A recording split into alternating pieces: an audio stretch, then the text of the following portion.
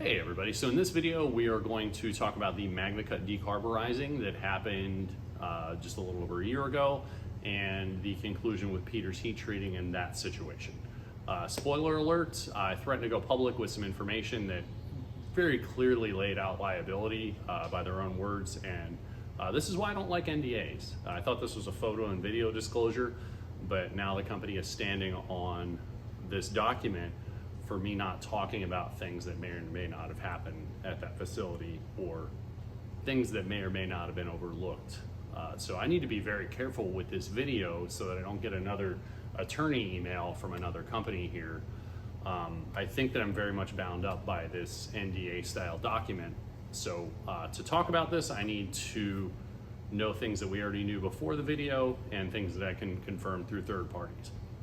So when this decarburizing first happened, you can see in the old emails, they had been, I think, conveying to me a process they were doing in a way that it's not right, but it's something they've been doing, and they explained it in a way that I had to come back east to understand that that's not an acceptable practice, and that is stress relieving and annealing these tool steels in an open air furnace. They do this because it's more convenient for their workflow. The vacuum furnace that the parts should be processed in is in another facility 30 minutes away.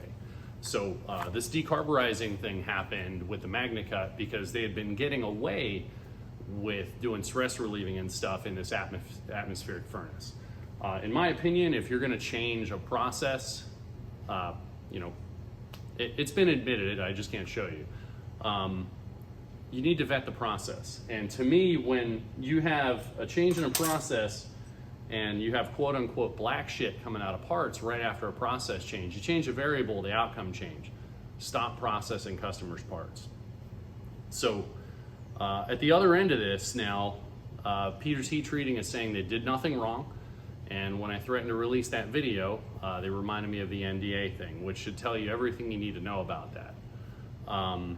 So beyond that, I don't really know what else I can say right now. I'm going to consult with an attorney because I don't think it's ethical to stand behind an NDA to hide wrongdoing.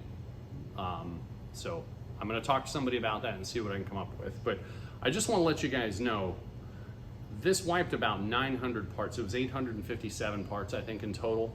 You can watch the older videos where I was freaking out. Those are internal memos, not meant for the public. But if you want to know my emotional state and the gravity of that situation back then, go watch those videos. This ruined 2.5 months worth of work, and then another couple of months while we figured out what was actually going on. I have to assume that they didn't know they were decarburizing the parts at the time.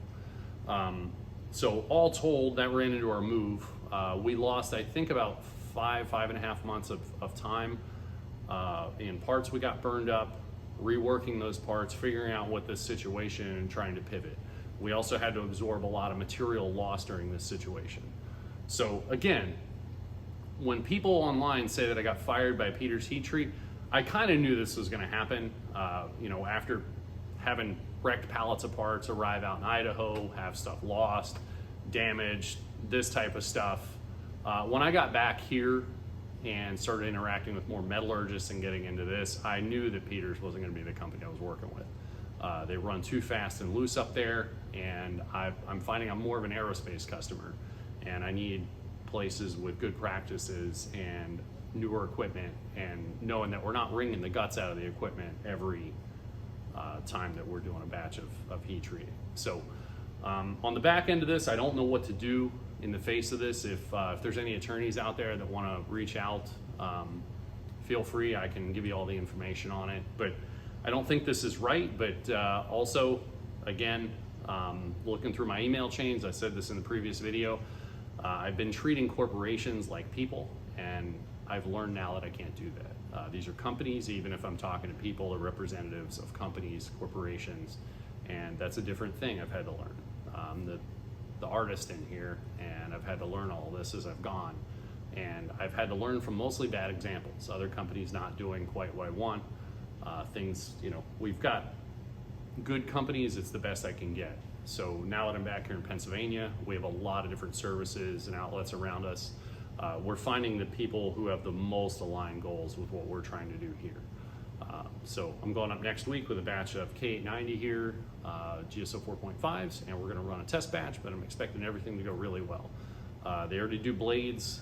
They have equipment well in excess of what we need for our heat treat, and they've got really strict procedures there. It's a really clean shop, and I'm excited to get out there and talk to those folks and get these parts back and show you how nice this can be consistently. So anyway, I guess with that said, we've got a pin stuck in this now. So again, I'm going to see what I can and can't talk about here with an attorney. If it's worth it, I'll do a follow-up video. Otherwise, it happened. I know how it happened. I just can't really talk about it without getting another nasty gram from a company. And they know I'm not going to litigate. I'd rather make knives than hire attorneys. So I guess this is done unless we can figure out some kind of warranty. So with that said, I'm going to do a quick production update here before the team gets here. But if you didn't know, now you know. Anyway, you have a great day, and we'll talk to you again soon.